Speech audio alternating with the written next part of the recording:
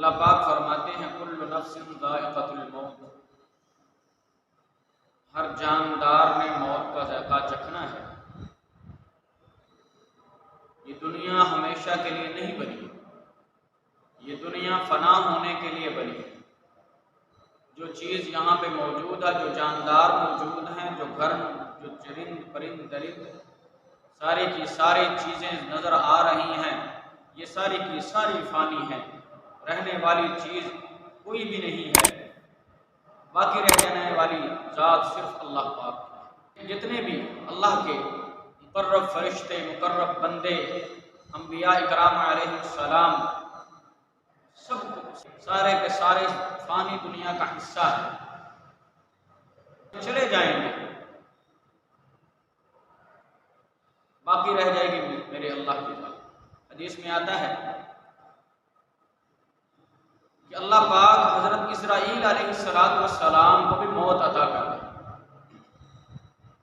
حضرت اسرافیل علیہ السلام جب اپنا کام کر لیں گے، سور پھونکنے والی جو ڈیوٹی پوری ہو جائے گی، تو اللہ پاک ان کے لیے بھی موت طے کر دے۔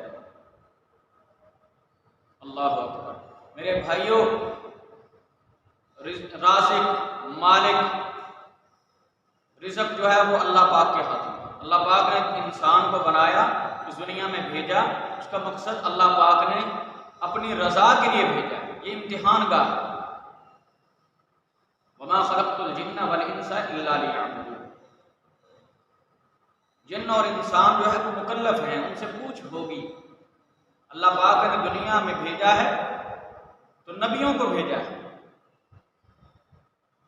کتاب اللہ عطا فرمائی کہ اللہ کے نبی صلی اللہ علیہ وسلم کے طریقوں پر زندگی گزارنا۔ لقد کان لکم فی رسول اللہ اسوۃ حسنہ، اور اللہ کے حکموں کے مطابق، نبی کریم صلی اللہ علیہ وسلم کے طریقوں کے مطابق۔ اب جو بندہ یہ عمل نہیں کرتا، موت تو سب کے ساتھ ہے میرے بھائی۔ اللہ کے برگزیدہ بندے حضرت موسیٰ علیہ السلام، مفہوم حدیث ہے کہ موت کا فرشتہ آیا، حضرت اسرائیل علیہ السلام آئے، موسیٰ علیہ السلام سے عرض کی کہ آپ کی موت کا وقت ہو گیا ہے، دنیا میں آپ کا وقت پورا ہو گیا ہے۔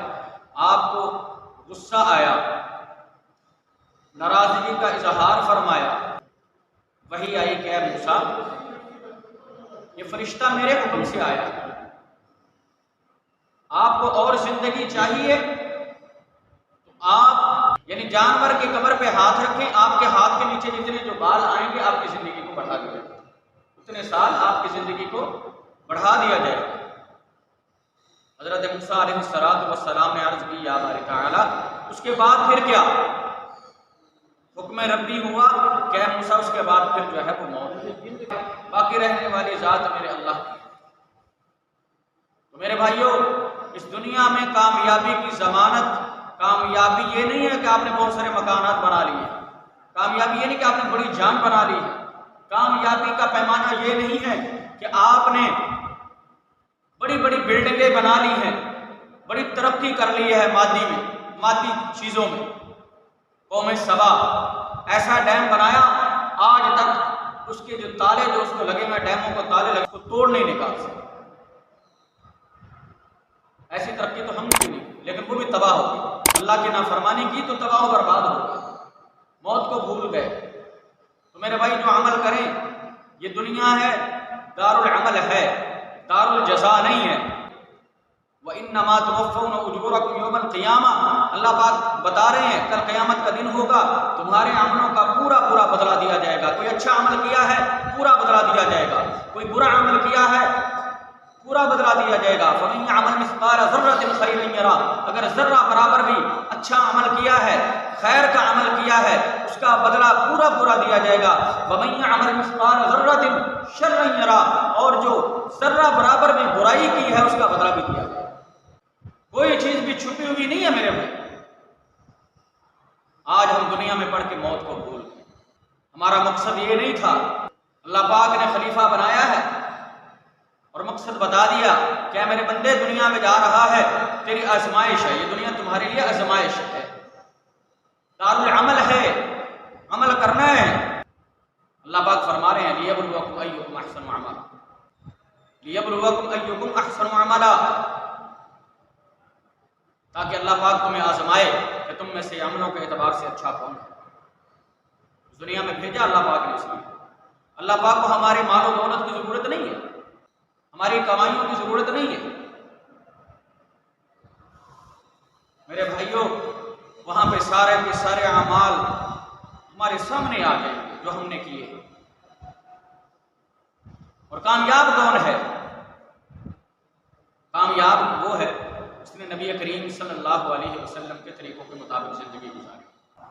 اللہ پاک فرماتے ہیں فمن زحزح عن النار وادخل الجنہ، جو بندہ جہنم سے بچا کے جنت میں داخل کر دیا گیا وہ کامیاب ہے۔ جس بندے کو جہنم سے بچا کے جنت میں داخل کر دیا گیا وہ کامیاب ہے۔ فقد فاز وما الحیات الدنیا الا متاع الغرور، یہ جو دنیا کی زندگی ہے دھوکا ہے، یہ ختم ہو جائے گا۔ لتبلون فی اموالکم وانفسکم، اللہ فرما رہے ہیں کہ تمہیں ضرور آزمایا جائے گا، تمہیں ضرور آزمایا جائے گا فی اموالکم وانفسکم، تمہاری جانوں کے ذریعے سے، تمہارے مالوں کے ذریعے سے۔ مال اللہ پاک نے دیا ہے، حلال کمایا ہے، لیکن اللہ کی راہ میں خرچ نہیں کرتا، اللہ اس پہ بھی اللہ کی پکڑ ہے۔ سارے کے سارے مال جمع کر کے رکھیں، زکوٰۃ ادا نہیں کرتا۔ یوم یحمى علیہ فی نار جہنم، اس مال کو جہنم کی آگ میں تپایا جائے گا۔ فتکوی بہا جباہہم وجنوبہم وظہورہم، اس کی پیٹھ، اس کی سائڈوں پہ، اس کی ہر جگہ اس کو لگایا جائے گا۔ لے اس کا مزہ چکھ، تم نے دنیا میں بڑا مال کمایا، بڑا جمع کیا۔ شیخ سعدی رحمۃ اللہ علیہ فرماتے ہیں سخیاں سے اموال برمی خورن بخیلاں غم سے مزرمی خورن، سخی لوگ اپنا مال اللہ کی راہ میں خرچ کرتے ہیں اور اس کے ذریعے سے اس کا پھل کھاتے ہیں۔ پھل کیا ہے؟ اللہ پاک جنت کا فیصلہ فرما دے۔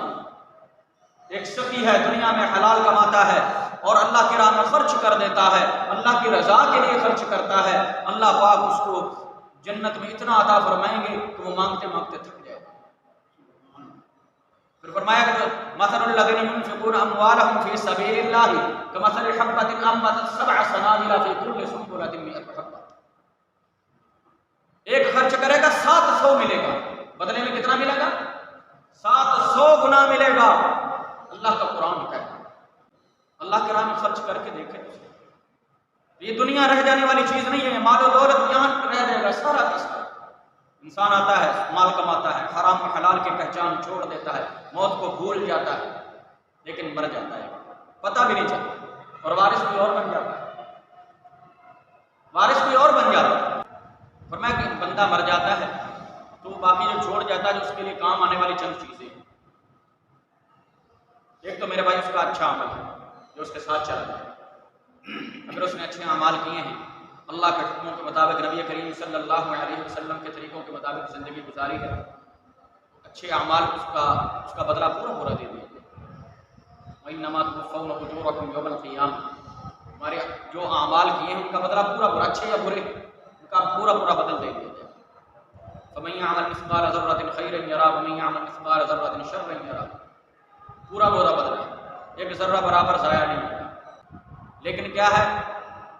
اپنا مال کا حصہ مسجد میں خرچ کر دیا، کسی یتیم مسکین کو دے دیا، کوئی نہر بنوا دی، یعنی صدقہ جاریہ اگر کوئی بھی عمل کر دیا، اللہ پاک اس کے لیے وہ بخشش کا ذریعہ بنا۔